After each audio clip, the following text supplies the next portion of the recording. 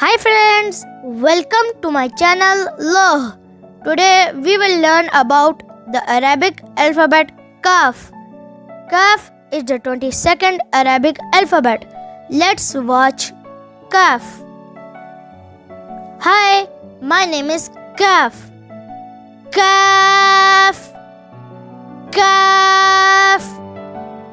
Kaf. You can spell Kaf in English as K-A-A-F. Kaf. It sounds like the English alphabet K. K for kite. Kaf. How to pronounce Kaf? The letter Kaf has a thin sound and different from the letter Qaf, which has a heavy sound.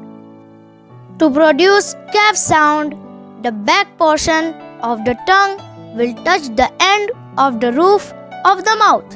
This area is closer to the uvula. Uvula is a hanging piece like a bell in our throat.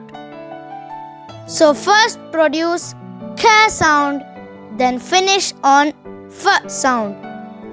Kaf. The words starting with Kaf are Kurra means ball, Kitab means book, and Kees means bag.